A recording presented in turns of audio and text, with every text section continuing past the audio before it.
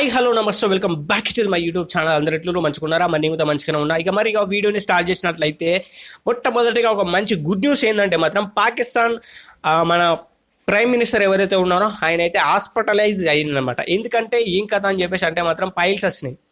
Piles ఏ విధంగా వస్తాయి?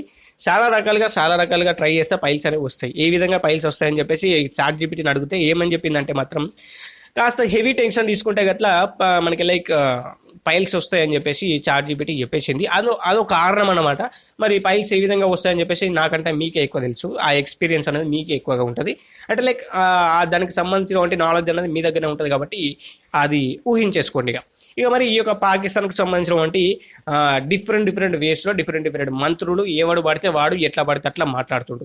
Pakistan prime minister ఏమంటాడంటే మాత్రం సింపుల్గా మేమైతే చర్చలకు రావాలని కోరుచుకుంటున్నాం అని చెప్పేసి అంటాడు. అంటే మనమైతే పీస్ కోరుకుందాం, పీస్గా మనమైతే మంచిగా మాట్లాడుకొని ఏదైనా ఒకటి ఈ యొక్క ఉగ్రవాద మూతలను అయితే అంతం చేద్దామని చెప్పేసి అంటాడు.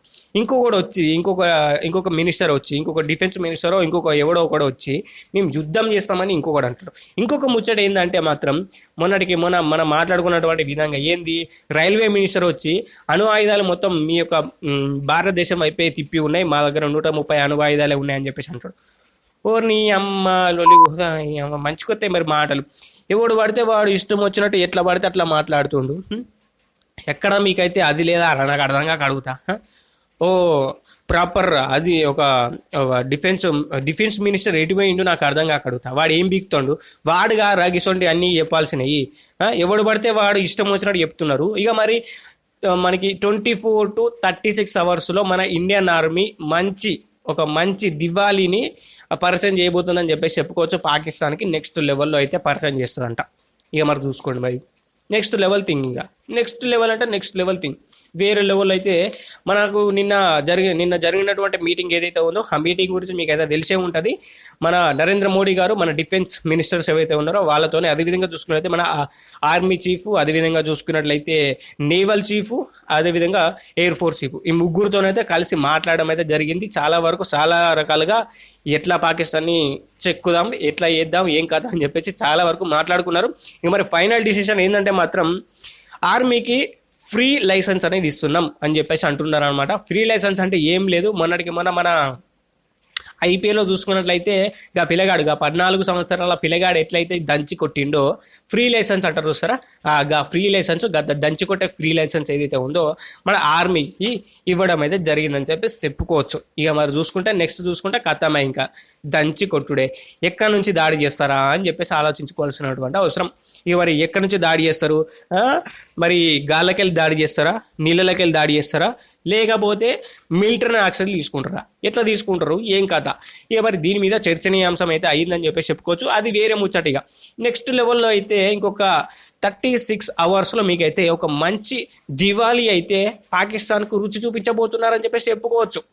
ఇక మరి ఈ యొక్క పహల్గామ్ అటాక్ తర్వాత మనం చూసుకున్నట్లయితే కొన్ని సార్లు కొన్ని సందర్భాల్లో మనకి శత్రువు మిత్రుడు అని చెప్పేసి అంటారనమాట. ఏ విధంగా అంటే ఇప్పుడు ఆఫ్ఘనిస్తాన్ మనమైతే మిత్రులం అంటే మన పాకిస్తాన్కి ఎక్స్ కదా, ఆఫ్ఘనిస్తాన్కి పడది అంటే మనకి ఆయన మిత్రుడు అయినట్టు. ఇప్పుడు కనుక మనం చూసుకున్నట్లయితే బలోచ్ లిబరేషన్ ఆర్మీ వాళ్ళు మొన్న యాక్షన్ తీసుకున్నటువంటి ముచ్చట మనం మాట్లాడుకున్నాం కదా.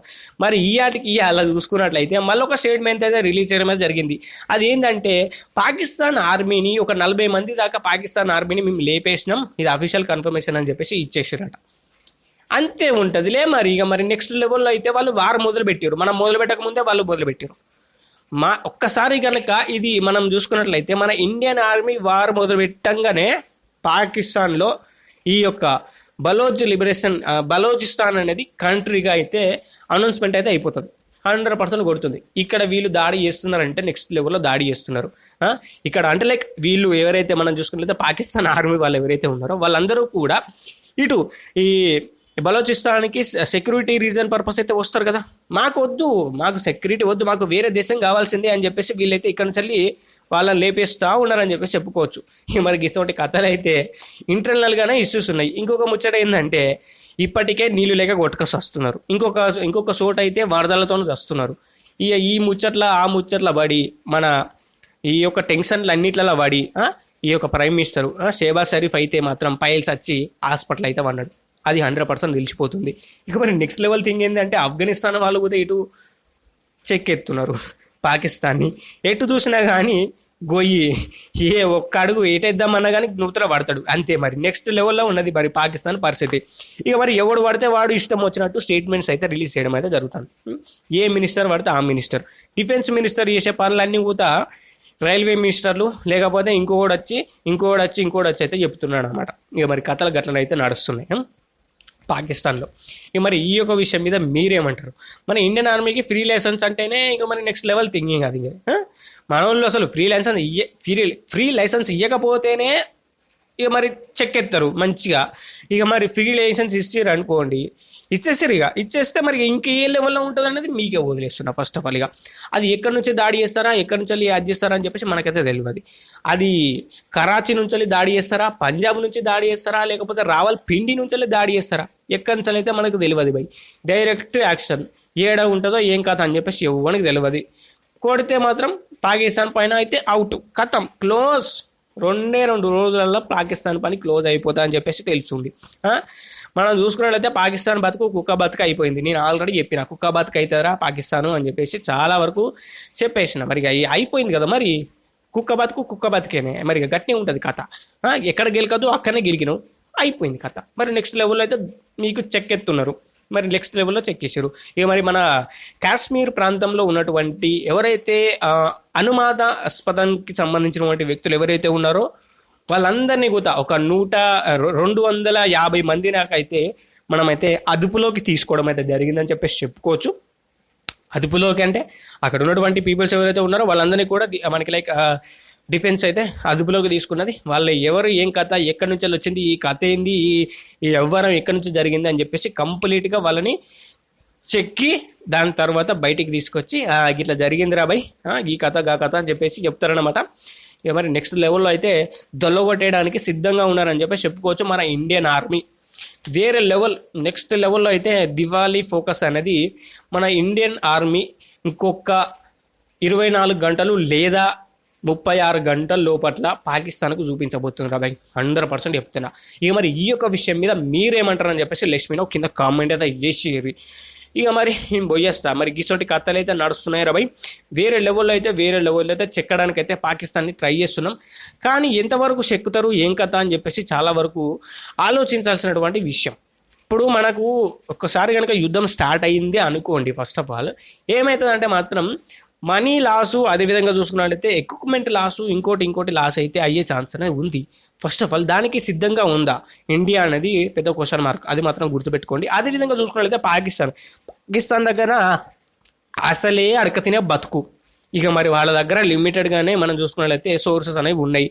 మనం టర్కీ నుంచి వెళ్ళి చాలా రకాలైనటువంటి ఆయుధాలు ఇంకోటి దిగినాయి అని చెప్పేసి చాలా వరకు చెప్పుతున్నారు. లేదంటే ఇప్పుడు ఏంటంటే మాత్రం ఇక్కడ జోక్ ఏంటంటే ఫస్ట్ ఆఫ్ ఆల్ టర్కీ ఏం చెబుతుందంటే అంటే ఫ్యూల్ కోసం అయితే మన పాకిస్తాన్లో దిగినామని చెప్పేసి చెప్తున్నారు అనమాట. అది ఫ్యూల్ కోసం దిగినటువంటి ముచ్చట కాదు, మీరు తప్పించుకోవడానికి ట్రై చేస్తున్నారు అని చెప్పేసి ఇక్కడ క్లియర్ కట్గా తెలిసిపోతుంది కదా.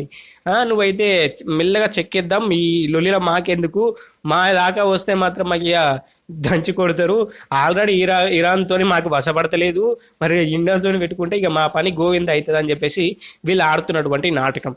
పాకిస్తాన్కి 2 వైపులా అంటే చైనా నుండి, అదేవిధంగా చూసుకున్నట్లయితే ఇటు టర్కీ నుండి యుద్ధ విమానాలు కావచ్చు, అదేవిధంగా చూసుకున్నట్లయితే ఎక్విప్మెంట్ కావచ్చు దిగిపోయిందని చెప్పేసి చాలా వరకు వస్తున్నటువంటి చాలా సోర్సెస్ నుంచి వస్తున్నటువంటి ఇన్ఫర్మేషన్. అది మాత్రం 100% క్లియర్ కట్గా తెలిసిపోతుంది. వాళ్ళు ఫ్యూల్ కోసం ఆగినాం, ఇలా ఆగినాం, అలా ఆగినాం అని చెప్పేసి చాలా వరకు చాలా రకాలుగా కథనాలు అయితే నడుపుతున్నారు. కానీ అది ఫ్యూల్ కోసం కాదని చెప్పేసి 100% తెలిసిపోతుంది. ఎవరి దొంగ దొరికినావా అంటే దొరకలేదు అన్నట్టు చాలా వరకు చాలా రకాలుగా అయితే చెప్తున్నారని చెప్పేసి చెప్పుకోవచ్చు టర్కీ. మరి నీకు నిన్నెక్కడ లేపేస్తారని చెప్పేసి నీకైతే భయం పట్టుకున్నది, అది 100% తెలిసిపోతుంది టర్కీ. మరి నీ పని అయిపోయినట్టే. ఇక మరి నెక్స్ట్ లెవెల్లో నిన్ను చెక్ చేయడానికి అక్కడ నీకు ఇరాక్ సిద్ధంగా ఉంది. అంటే ఎప్పుడు ఇరాన్ ఎప్పుడు అంటే ఎప్పుడు అణుబాంబులు ఈ టర్కీ మీద వారేద్దామా చూస్తూ ఉన్నది. మరి ఈ యొక్క లొల్లి మీరు ఇందులో ఇన్వాల్వ్ అయ్యారే అనుకోండి, మీ పని అయిపోయినట్టే. మరి ఇక్కడ పాకిస్తాన్ పని ఎట్లాగూ అయిపోయింది. దాన్ని ముట్టుకుంటే మసిబొగ్గే అన్నట్టు. మరి నిన్ను కూడా మసిబొగ్గు చేసేదాకా చూసుకోకు. చక్కగా ఇండియాకు సపోర్ట్ చేస్తావా, ఇంకో దేశానికి సపోర్ట్ చేస్తావా, నీ ఇష్టం. నువ్వు ఎప్పుడు పాకిస్తాన్కి సపోర్ట్ చేస్తావా అని చెప్పేసి నాకు తెలుసు. కానీ ఆ దిక్కుమాల వేసాలు అయితే మాత్రం వేయకు. వేస్తే మాత్రం నీ చెక్కుతారు గట్టిగా ఎక్కాల్సినటువంటి నీకు ఎక్కడ ఎక్కనో అక్కడ ఎక్కుతున్నారు. మళ్ళీ ఇంకా నీకు గట్టిగా ఎక్కిర్రు అనుకో, అయిపోతుంది కథ.